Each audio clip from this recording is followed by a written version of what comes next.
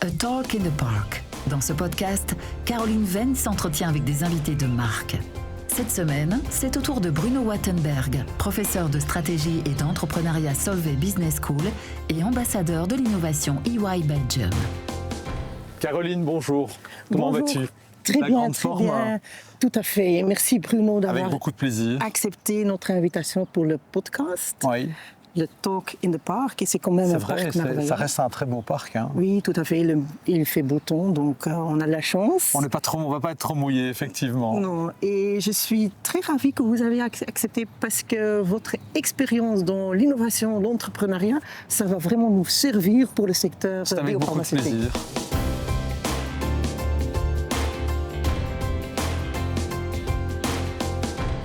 Tu viens d'écrire un beau bel livre sur le pitch parfait. Tu sais nous expliquer un peu de quoi il s'agit? Allez, un rapide pitch sur le pitch parfait. En fait, on pitch tout le temps. Hein. Les gens doivent vendre des choses, avoir des budgets. De temps en temps, on pitch soi-même pour pouvoir se vendre pour un job. Et donc, les gens comprennent mal le pitch. Alors, chez EY, j'ai la possibilité de pouvoir coacher tous les CIO pour l'entreprise de l'année. Et je me suis vite rendu compte que très rapidement, avec quelques tips and advice, on peut très rapidement augmenter la qualité du pitch. Et j'en avais assez de toujours tout répéter. Donc, on a décidé avec un de mes compagnons, Benjamin Beckman, de faire un livre qui explique vraiment la mécanique du pitch, avec notamment comment le cerveau traite l'information, et donc il vient de sortir chez Duno.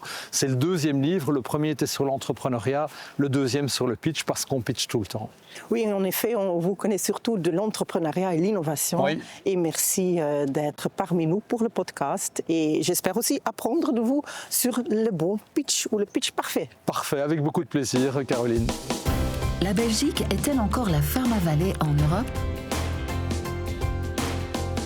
Alors Caroline, il faut voir ce qu'on appelle la vallée médicale en Europe. En tout cas, la Belgique reste un acteur majeur au niveau européen, même au niveau mondial. 45 000 personnes. Si on prend juste cette métrique-là, on continue à avoir un secteur biopharma qui joue un rôle clé en Belgique et au niveau européen. Donc on peut être fier, d'autant plus que ce n'est pas un hasard, c'est le résultat de collaboration entre les universités, les entreprises, l'État, la politique fiscale, toute une série d'investisseurs. Et donc on peut encore être fier de ce secteur médical, mais on constate qu'il y a toute une série de signaux faibles, hein, notamment sur l'IP, notamment sur des délais qui sont trop élevés, qui sont des signaux d'alarme. Ça veut dire que la Belgique doit se poser la question, est-ce que le pharma est une variable d'ajustement au niveau budgétaire, ou bien non, c'est un secteur qui a besoin d'un certain environnement, qui a besoin de toute une série de facteurs pour fonctionner convenablement et continuer à rester un leader industriel et un leader qui contribue à la santé des Européens.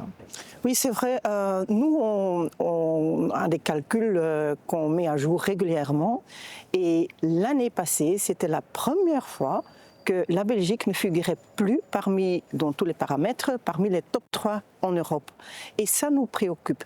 De plus, parce qu'on peut encore être important en Europe, mais l'Europe devient aussi plus faible par rapport aux États-Unis, et les États-Unis deviennent aussi de plus en plus faibles, surtout dans les thérapies avancées, vis-à-vis la Chine, par exemple. Donc, il est pour nous très important qu'on répète notre importance, non seulement pour l'économie, mais aussi pour les patients, pour notre santé, la santé de notre pays et des citoyens. Parce que si on perd cette place, c'est mauvais pour tous les acteurs, pour tous les écosystèmes. Entièrement d'accord. Alors on peut penser qu'au départ, c'est juste mauvais au niveau industriel, au niveau économique, mais il y a aussi tous les enjeux de santé publique. À partir du moment où on a des signaux faibles sur l'IP, sur le dépôt de brevets, sur les essais cliniques, les gens se disent, bon, ok, ça va avoir un impact industriel négatif. Et effectivement, hein, s'il y a moins de brevets, s'il y a moins d'essais cliniques, c'est des talents qui partent, c'est des potentiels de création de médicaments qui vont probablement partir à l'étranger. Mais il n'y a pas uniquement l'aspect social et économique, hein, la valeur ajoutée, les emplois, la contribution au budget. Il y a aussi, à partir du moment où les IP sont valorisés dans d'autres régions du monde, un risque que les médicaments qui sont trouvés via ces propriétés intellectuelles n'arrivent jamais en Europe. Si on regarde par exemple au niveau des États-Unis tous les projets qui sont introduits à la Food and Drug Administration, on a constaté ces dernières années que toute une série de ces médicaments n'arrivent pas nécessairement en Europe, Aujourd'hui, une entreprise biopharma, elle analyse le marché en disant où est-ce que je peux aller, elle recherche quoi?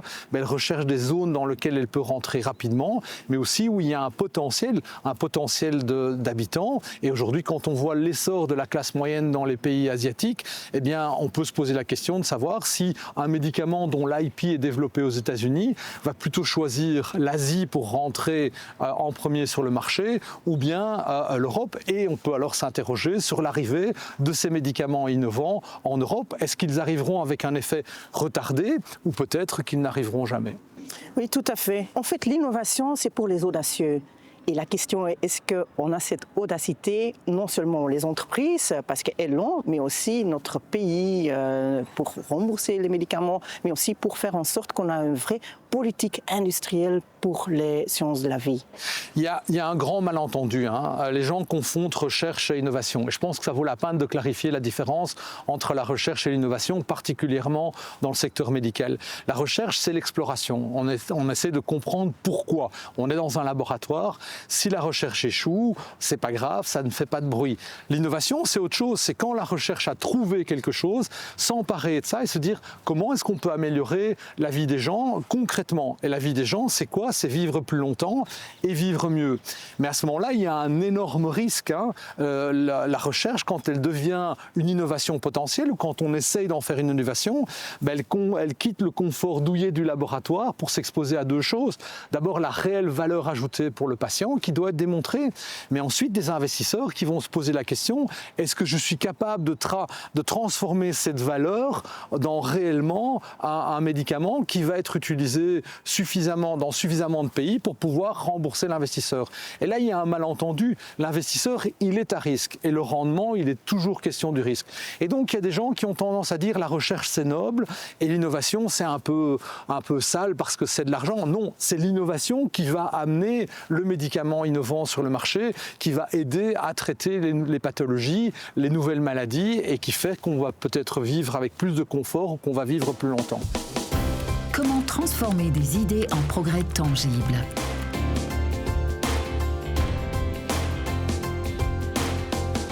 Alors, Caroline, en entrepreneuriat, une idée n'a pas de valeur. Ce qui a de la valeur, c'est une opportunité d'entreprise.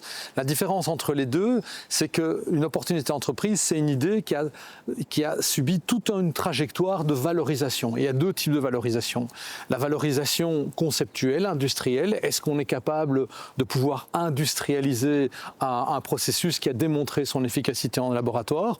Et la deuxième, c'est le proof of business. Est-ce qu'on est capable de pouvoir amener cette innovation à des patients, à des distributeurs qui considèrent qu'effectivement, ça résout un problème. Donc, en entrepreneuriat, on est vraiment orienté customer pain, donc le problème du client. Donc ça, c'est la grande différence. Alors, quand on parle du biopharma, là, on est dans un domaine extrêmement particulier. Il y a une IP ou il n'y a pas d'IP. On se trouve dans une longue phase d'essai clinique où on doit démontrer l'effet thérapeutique. Et après une dizaine d'années, on arrive peut-être, dans certains cas, à la possibilité d'arriver sur le marché. Et là commence la deuxième partie qui est la démonstration aux autorités de l'effet thérapeutique au niveau européen chez nous.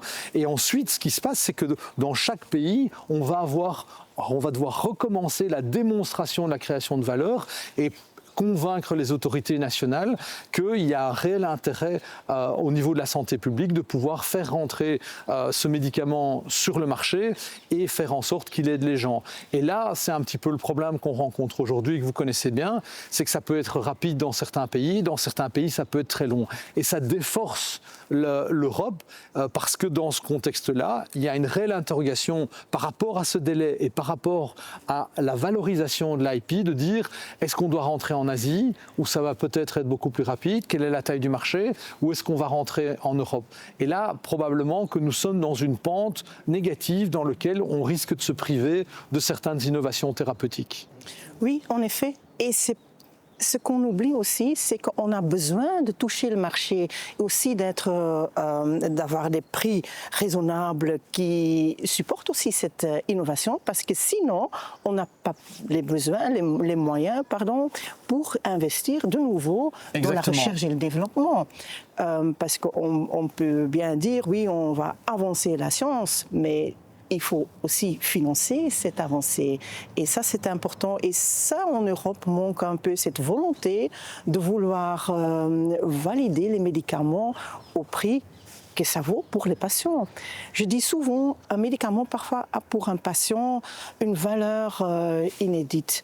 Mais un médicament qui n'arrive pas chez le patient, oui, ça n'a aucune C'est vraiment valeur. le risque aujourd'hui. Oui. C'est vraiment le risque aujourd'hui.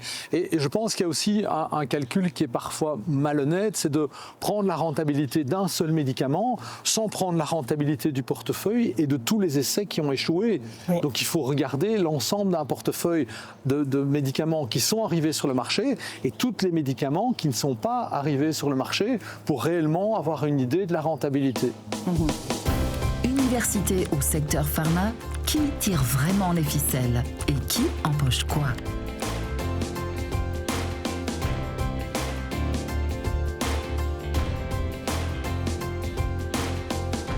Alors ça c'est une question vraiment très délicate, touchy.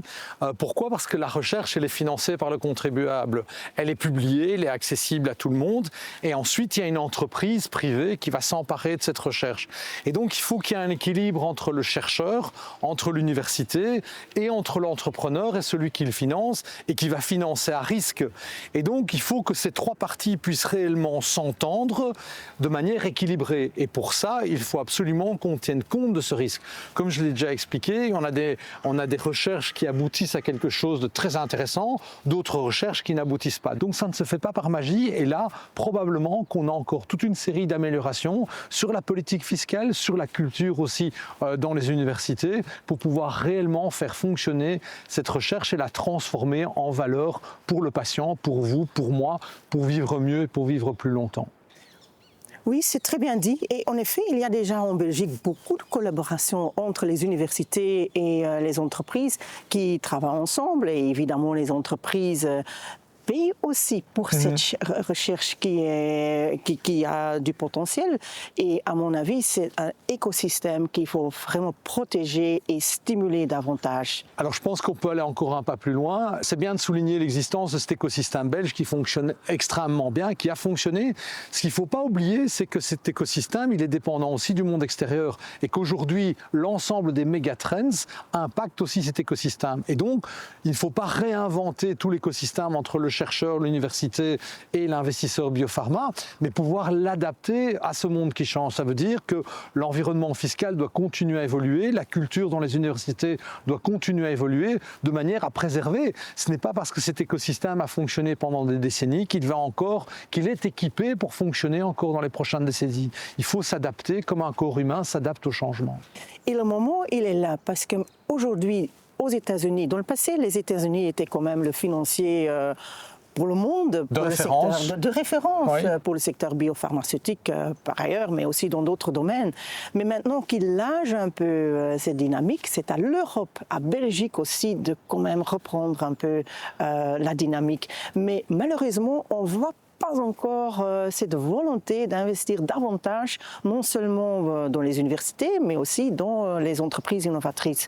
Et c'est pour ça qu'on veut vraiment plaidoyer cette année-ci. Vous avez raison, et une des raisons pour lesquelles j'apprécie le secteur, le biopharma, parce qu'il est au carrefour entre la politique industrielle, et tout le monde sait que la politique industrielle européenne n'a pas évolué dans le bon sens. Il y a le rapport Mario Draghi qui commence seulement plus ou moins à être mis en œuvre, mais aussi la santé publique. Si on n'évolue pas, non seulement on va se pénaliser au niveau social et au niveau économique, mais également au niveau de la santé publique et des capacités d'amener des innovations sur le marché européen en faveur du patient. C'est parfait comme conclusion.